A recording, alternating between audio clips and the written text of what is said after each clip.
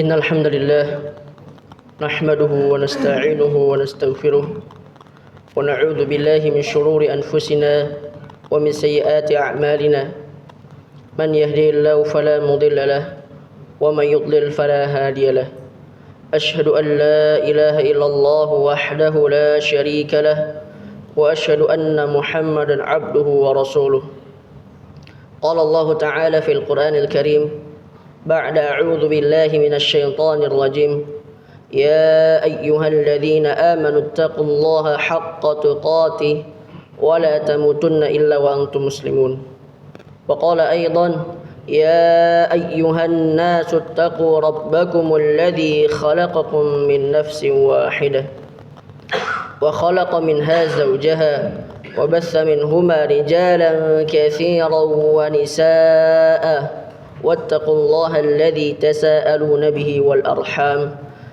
إن الله كان عليكم رقيبا وقال أيضا يا أيها الذين آمنوا اتقوا الله وقولوا قولا سديدا يصلح لكم أعمالكم ويغفر لكم ذنوبكم ومن يطع الله ورسوله فقد فاز فوزا عظيما أما بعد فإن أصدق الحديث كتاب الله وخير الهدي هدي محمد صلى الله عليه وسلم وشر الأمور محدثاتها وكل محدثة بدعة وكل بدعة ضلالة وكل ضلالة في النار أو إلى النار. معاشر المسلمين rahimani wa rahimakumullah, usikum wa nafsi bitaqullah faqad fazal muttaqun. Para jamaah salat Jumat yang semoga diridhai oleh Allah Subhanahu wa taala, kita diperintahkan untuk senantiasa bersyukur kepada Allah Subhanahu wa taala atas nikmat yang telah diberikan kepada kita. Rasa syukur inilah yang kita buktikan dengan takwa sebagaimana yang Allah telah perintahkan, ya ayyuhalladzina amanu taqullaha haqqa tuqatih wa la tamutunna illa wa antum muslimun. Salawat dan salam semoga selalu tercurah kepada Nabi kita, Nabi akhir zaman, Nabi yang telah mendapatkan mukjizat paling besar dan menjadi pembuka pintu surga, yaitu Nabi besar kita Nabi Muhammad sallallahu alaihi wasallam. Semoga salawatnya sampai kepada keluarganya, kepada para sahabatnya, dan kepada setiap orang yang mengikuti beliau hingga akhir zaman nanti. Ma'asyiral muslimin rahimani wa rahimakumullah. Allah Subhanahu wa taala berfirman di surat At-Taubah ayat 24 yang artinya, katakanlah jika bapak-bapak, anak-anak, saudara-saudara, istri-istri, keluargamu, harta kekayaan yang kamu usahakan, perniagaan yang kamu khawatir kerugiannya, dan tempat tinggal yang kamu sukai adalah lebih kamu cintai dari Allah dan Rasulnya dan dari berjihad di jalannya, maka tunggulah sampai Allah mendatangkan keputusannya dan Allah tidak memberi petunjuk kepada orang-orang yang fasik. Ma'asyiral muslimin rahimani wa rahimakumullah. Ayat di atas menerangkan tentang orang yang sangat mencintai dunianya, yaitu mencintai keluarganya, hartanya, bisnisnya, hingga rumah tempat tinggalnya. Syekh Muhammad bin Abdul Wahhab rahimahullah berkata tentang ayat di atas di dalam kitab Tauhid. Ayat di atas menunjukkan ancaman bagi orang-orang yang menjadikan 8 perkara duniawi terlebih daripada perkara akhiratnya. Ma'asyiral muslimin rahimani wa rahimakumullah. Lalu apa saja tanda ketika seseorang sudah cinta dengan dunianya?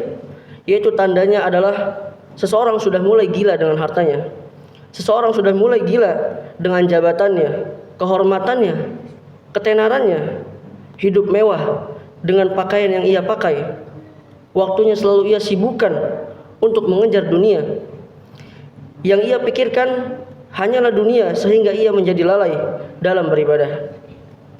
Cinta dunia juga membahayakan untuk seorang muslim. Kita harus mengetahui seberapa bahayanya cinta dunia. Maka diantaranya bahaya cinta dunia ialah yang pertama, sebagaimana perkataan Ibnu Qayyim menyatakan dalam kitab Hadi Al-Arwah halaman 48 bahwa kunci segala kejelekan adalah cinta dunia dan panjang angan-angan. Kemudian bahaya dari cinta dunia yang kedua adalah orang yang cinta dunia bisa saja mengorbankan agamanya atau pasti mengorbankan agamanya dan lebih memilih kepada kekafiran. Sebagaimana hadis dari Abu Hurairah radhiyallahu anhu, Rasulullah sallallahu alaihi wasallam bersabda, "Badiru bil a'mal fitanan ka qita'il laili al-mudlim yusbihu ar-rajulu mu'minan wa yumsi kafiran aw yumsi mu'minan wa yusbihu kafiran yabi'u dinahu bi'aradi minad dunya." Bersegeralah melakukan amalan soleh sebelum datang fitnah, sebelum datang musibah, seperti potongan malam yang gelap, yaitu seseorang pada waktu pagi ia dalam keadaan beriman, lalu di sore hari ia sudah dalam keadaan kafir. Ataupun sebaliknya, ada pula yang sore hari ia dalam keadaan beriman dan di pagi hari ia sudah dalam keadaan kafir. Ia menjual agamanya karena sedikit dari keuntungan dunia. Bahaya cinta dunia yang tiga adalah hati menjadi lalai dari mengingat akhirat sehingga kurang dalam beramal soleh. Sebagaimana hadis dari Abu Musa Al-Asy'ari radhiyallahu anhu, Rasulullah sallallahu alaihi wasallam bersabda, "Man ahabba dunyahu adurra bi akhiratihi, wa man ahabba akhiratu adurra bi dunyahu, fa athiru ma yabqa ala ma yafna." Siapa yang begitu gila dengan dunianya, maka itu akan memudaratkan akhiratnya. Dan siapa yang begitu cinta dengan akhiratnya, maka itu akan mengurangi kecintaannya kepada dunia. Dahulukanlah negeri yang akan kekal abadi, yaitu negeri akhirat, daripada negeri yang akan fana, negeri yang akan hancur, yaitu dunia. Dalam surah Az-Zariyat juga disebutkan, "Qutilal khurrasun alladzina hum fi ghamratin sahun." Terkutuklah orang-orang yang banyak berdusta, yaitu orang-orang yang terbenam dalam kebodohan yang lalai. Yang dimaksud alladzina hum fi ghamrah adalah mereka buta dan bodoh dari perkara akhirat. Sahun itu artinya lalai. As-sahwu itu berarti lalai dari sesuatu dan hati tidak memperhatikannya. Kemudian bahaya dari cinta ke dunia yang keempat adalah karena cinta dunia akan menjadikan seseorang kurang mendapatkan kelezatan ketika berzikir. Di dalam Majmu' al-Fatawa, Syekhul Islam Ibnu Taimiyah menyebutkan perkataan ulama Syam yaitu Sulaiman al-Khawas, zikir bagi hati kedudukannya seperti makanan untuk badan. Ketika badan sakit, tentu seseorang sulit merasakan lezatnya makanan. Demikian pula untuk hati. Jika hati sakit, maka hati itu tidak akan bisa merasakan nikmatnya zikir ketika seseorang sudah terlalu cinta kepada dunianya. Dan yang kelima adalah orang yang tergila-gila dengan dunia, urusannya akan menjadi sulit. Berbeda ketika seseorang yang selalu mengutamakan akhiratnya. Sebagaimana hadis dari Anas bin Malik radhiyallahu anhu, Rasulullah sallallahu alaihi wasallam bersabda, "Man kanatil akhiratu hammahu, ja'alallahu ghinahu fi qalbihi, wa jama'a lahu syamlahu, wa atathu dunya wa hiya raghimah. Wa man kanatid dunya hammahu, ja'alallahu faqrahu baina 'ainayhi, wa farraqa 'alaihi syamlahu, wa lam ya'tihi minad dunya illa ma qaddara lahu." Barang siapa yang niatnya adalah untuk menggapai akhirat, maka Allah akan memberikan kecukupan dalam hatinya. Dia akan menyatukan keinginannya yang tercerai-berai, dan dunia pun akan dia peroleh dalam keadaan tunduk dan hina kepadanya. Tapi barang siapa yang niatnya adalah untuk menggapai dunia, maka Allah akan menjadikan dia tidak pernah merasa cukup di kedua matanya, dan Allah akan mencerai-beraikan keinginannya. Dunia pun tidak dia peroleh kecuali yang telah ditetapkan baginya. Ma'asyiral muslimin rahimani wa rahimakumullah. Lalu bagaimana agar kita tidak gila dunia? Bagaimana agar kita tidak selalu disibukkan dengan perkara dunia? Caranya adalah dengan kita belajar agama, luangkan waktu walau sesibuk apapun untuk mendalami ilmu agama Islam.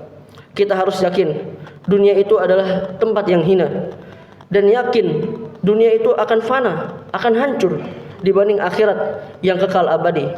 Kita harus mendahulukan ridha Allah daripada hawa nafsu dan kepentingan dunia. Bersabar dan berharap dengan kenikmatan yang begitu banyak yang ada di surga. Aqulu qauli hadza astaghfirullah li wa lakum.